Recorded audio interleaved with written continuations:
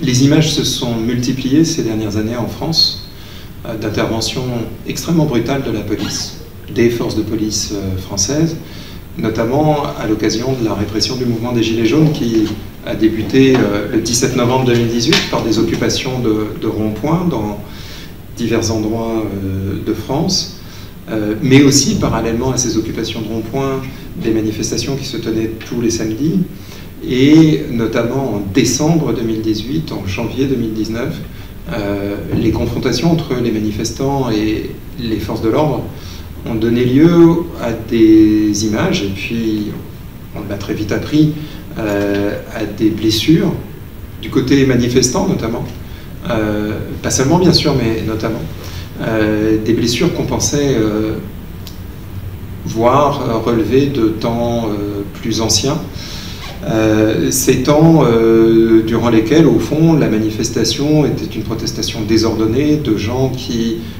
cherchaient dans la rue la confrontation avec les autorités publiques, qui envahissaient les palais nationaux, brûlaient les préfectures, tentaient au fond de répliquer des gestes insurrectionnels. Et ces mouvements, la répression du mouvement des Gilets jaunes nous a un peu, mon collègue Olivier Filiel et moi, lorsqu'on s'y est penché, la répression du mouvement des Gilets jaunes nous a plongé dans une interrogation sur, au fond, d'une certaine manière, le sens de l'histoire. Parce qu'on avait peut-être fini par se convaincre, Olivier Filiel et moi, et puis évidemment tout un ensemble de gens qui étudient les sociétés, les phénomènes politiques, on avait fini par se convaincre que l'histoire du rapport entre le pouvoir et les populations est, en tout cas en Europe, une histoire qui s'inscrit dans un mouvement de lente mais certaine pacification, d'atténuation de la violence des confrontations. Si on compare le maintien de l'ordre, pour prendre le terme contemporain, c'est-à-dire la gestion des foules protestataires par l'État au milieu du XIXe siècle, qui au fond avait à sa disposition le sabre, la baïonnette et la poudre, avec ces instruments de mise à distance des foules que sont le canon à eau, qui repousse des foules mais n'attaque pas les corps. Le gaz lacrymogène, qui, pareil, repousse les foules, mais ne provoque pas de blessures, encore moins de blessures irrémédiables. Si on avait même à l'esprit des images plus récentes que celles du milieu du XIXe siècle, je pense notamment aux années 50, qui ont été des années de confrontation très brutale entre le pouvoir et un certain nombre de forces, notamment celle du Parti communiste et de la CGT, manifestation insurrectionnelle de 1947-1948, manifestation contre le secrétaire d'État Ridgway et sa visite en France en 1952, manifestation de répression des mouvements anticoloniaux, manifestation de Charonne le 8 février 1962, les manifestations évidemment de travailleurs algériens à Paris, à Metz et ailleurs. On en était finalement venu à se dire que la brève histoire de la gestion des foules protestataires en France, depuis, mettons, le début de la Troisième République, la fin de la répression de la Commune de Paris jusqu'aujourd'hui, s'inscrivait dans la répression des foules protestataires, s'inscrivait dans une lente, heurtée, certes, mais certaine pacification, atténuation de la violence. Pour comprendre plus largement ce qui s'est passé ces dernières années, la brutalité de la répression d'un mouvement comme Nuit debout, des ZAD, comme à Sivins, à Notre-Dame-des-Landes, des rassemblements de migrants autour de Calais, mouvement des Gilets jaunes, tous ces mouvements qui semblent avoir cristallisé une réponse particulièrement brutale de la part des autorités publiques à partir de 2015, au fond, on peut les analyser de deux manières. La première manière, c'est d'avoir une analyse internaliste. Que se passe-t-il pour que la police soit si violente? Une question légitime, d'ailleurs une question que les journalistes posent souvent, mais que fait la police? Et effectivement, cette question-là, elle donne des réponses. Elle donne des réponses parce que dans les rangs de la police, il s'est passé un certain nombre de choses depuis le milieu des années 90. D'abord une crise budgétaire de l'État qui fait qu'on ne paye plus les policiers à s'entraîner.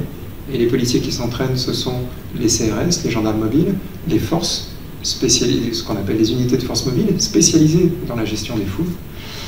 Et on en a réduit le nombre. Soit on a fermé des escadrons de gendarmerie mobile, soit, parce qu'ils étaient protégés par leurs syndicats, on n'a pas fermé des CRS, mais on a ôté des fonctionnaires dans les CRS. En gros, une CRS, on pouvait disposer de 4 sections.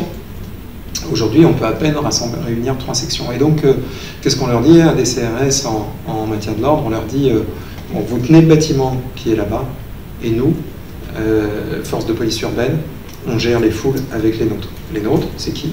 Ce sont des policiers qui travaillent, gardiens de la paix, dans des brigades habituelles.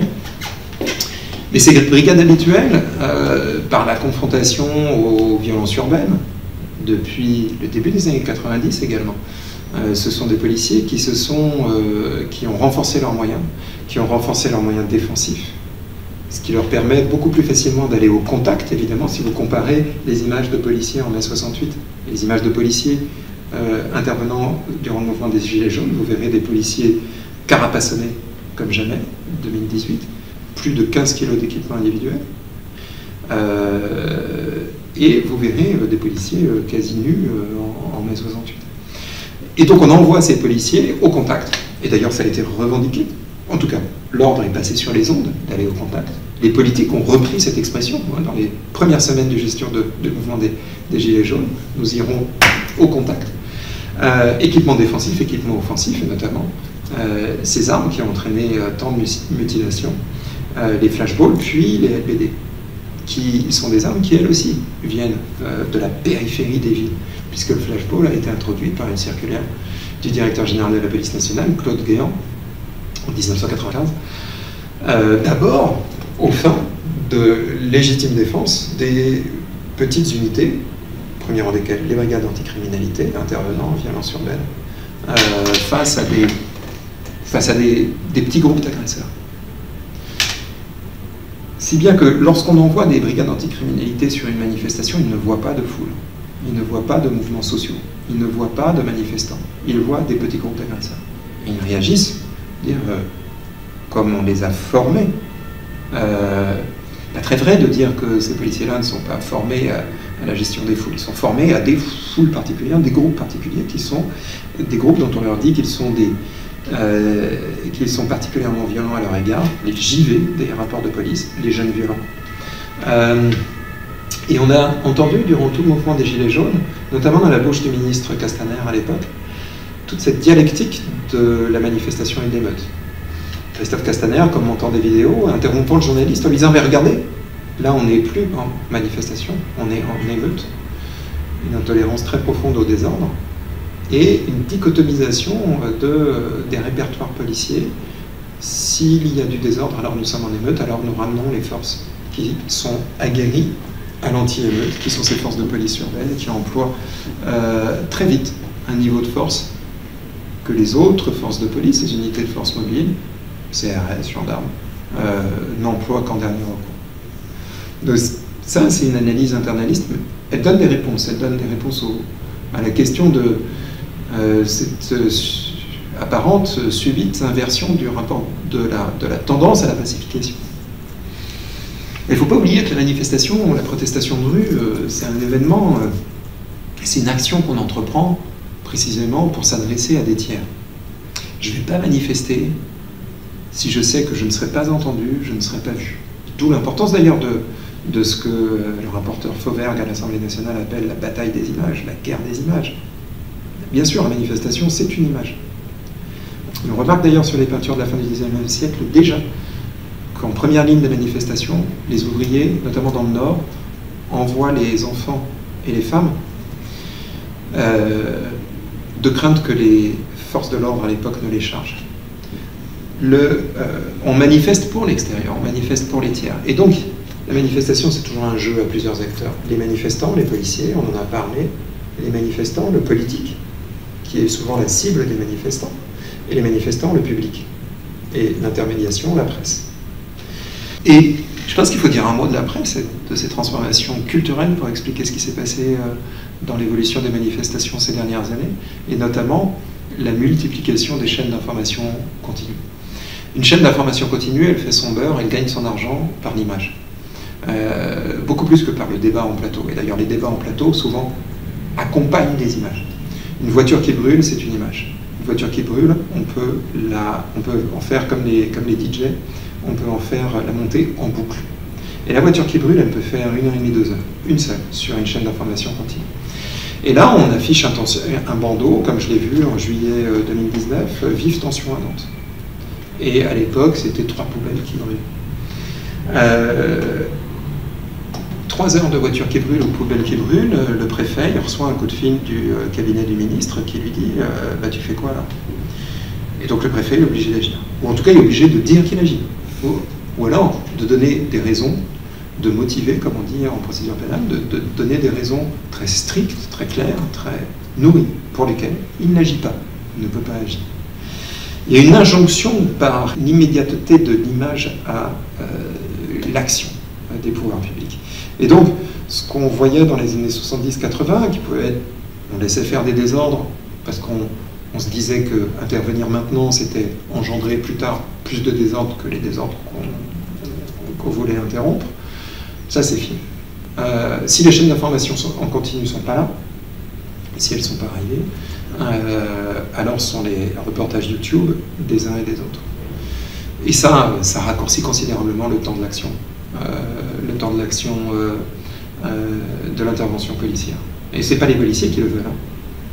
Souvent, les policiers, ils aimeraient pas y aller. Mais on leur dit, allez, on y va. Deuxième chose, évidemment, les transformations du champ politique. Et quelque chose qu'on pourrait appeler la crise de la démocratie représentative. On est dans un système en France où, dans le fond, on est dans un système électoral, hein, donc ceux qui gouvernent, ils sont issus des urnes. Mais en France, la sélection par les urnes, c'est une sélection très brutale. Système électoral majoritaire à 2 tours, très éliminatoire. Qui fait que, à la différence des systèmes comme le système allemand, qui est un système proportionnel, où tous les partis sont proportionnellement donc représentés au Parlement, ce qui fait que d'ailleurs vous avez 100 députés d'extrême droite aujourd'hui au Bundestag. En France, peu de partis sont représentés et, évidemment, symétriquement, ils représentent peu de monde. Mais ils font les lois. Et ce qui s'est... Alors ça, c'est un trait structurel de la Ve République depuis 1958. Et plus encore depuis 1962, depuis que le président est élu au suffrage universel direct. Mais vous vous souvenez qu'Alain Juppé, face au mouvement contre son plan de réforme des retraites et de la sécurité sociale, avait dit s'il y a 2 millions de personnes dans la rue, son projet de loi n'y survivra pas. Il y a eu 2 millions de personnes dans la rue, il a retiré une large partie de son projet de loi. Ça, c'est un traumatisme sans pareil chez tous les partis de gouvernement. Et tous les gouvernements, depuis Juppé, passé le gouvernement Jospin, qui n'affrontait pas de grosses contestations dans la rue, depuis tous les gouvernements, depuis Juppé, donc, n'ont eu de cesse de dire que la rue ne gouverne pas. Et que le seul lieu d'élaboration de la loi, c'est le pouvoir issu des urnes. La rue ne gouvernera pas. On a eu des manifestations considérables contre le projet de réforme des retraites en 2003. Le projet de réforme des retraites de 2003, il est passé. On a eu un mouvement considérable contre la réforme du Code du travail en 2016. La réforme du Code du travail, elle est passée. On pourrait citer la loi de réforme des universités portée par Valérie Pécresse, on pourrait citer un seul article d'une loi n'est pas passé, c'est celui sur le CPE, 2006. Et d'ailleurs, il est passé, mais Jacques Chirac, président de la République, a supplié de faire en sorte qu'on ne l'applique pas. C'était très baroque comme posture. Et donc, dans un contexte où la rue ne gouverne pas, le nombre de la rue ne peut plus contrebalancer l'absence, la faiblesse de la représentativité, des pouvoirs institués. Lorsqu'il n'y a plus ce jeu entre les pouvoirs issus des urnes, faibles, et le pouvoir correcteur des masses protestataires, alors la manifestation perd d'un coup son efficacité propre, elle se démonétarise. Et les Gilets jaunes l'ont compris. Bercés aussi qu'ils étaient sans doute des discours incessants qui répètent que on donne tout aux jeunes de banlieue parce que eux, ils savent utiliser la violence. Alors, ce qui est faux, on leur donne pas grand-chose, et en plus généralement à la fin, en fait, ils se mangent de la prison, les jeunes de banlieue en question. Mais on leur a donné. Le peu qu'on leur a donné, on a fait un grand cirque autour de ce qu'on leur a donné. Le plan banlieue, Nicolas Sarkozy, 2008, la loi sur l'égalité des chances avec le CPE, 2005-2006, juste après les émeutes. Mais c'est dans cet arrière-fond, la démonétisation brutale de la manifestation. On s'en fout. Quel que soit votre nombre, nous gouvernerons seuls, sans vous. Et naturalisation dans les débats télévisés que les jeunes de banlieue, ils sont gavés d'argent public parce qu'ils ont brûlé des 3 voitures. Eh ben, on assiste à un retour de la violence, ou en tout, alors des rituels de la violence. Parce qu'on ne tue personne, on ne sort pas d'armes à feu. Dans un pays de chasseurs comme la France, on n'a pas sorti d'armes à feu dans les rues. C'est pas le cas aux États-Unis. 32 morts durant tout l'été dans des manifestations liées au mouvement Black Lives Matter. Des policiers qui tirent sur des manifestants, des commerçants qui tirent sur des manifestants, des voitures qui rentrent à tombeau ouvert dans des cortèges, des militants d'extrême droite qui sont tués, qui tuent. Enfin, bon, on n'a pas connu ça en France. On connaît une violence très ritualisée, qui est une violence qui s'adresse aux biens, détruit les biens, et qui se tourne contre les forces de l'ordre, mais sans attenter à leur vie. Il y a ce désordre protestataire qui rappelle effectivement des formes anciennes d'utilisation politique de la rue. C'est ça qu'on a vu en 2018, 2019, dans le mouvement des Gilets jaunes, et c'est ça qui a amené également cette réponse policière. Donc c'est un peu ce sur quoi on a réfléchi, Olivier Filial et moi, dans ce bouquin, qui en fait résumé, vient ponctuer un peu 25 ans de recherche sur ces questions-là. On a travaillé là-dessus il y a 25 ans, au milieu des années 90, en 2008, en ce qui me concerne ensuite, 2010, 10-15 en ce qui concerne Olivier, puis 2019 et 2020. C'est cette interrogation sur l'histoire qui semble rejouer des formes anciennes de protestation et des formes anciennes d'affrontement entre contestataires et pouvoir public, des formes anciennes d'usage de la rue et d'usage de la violence d'État.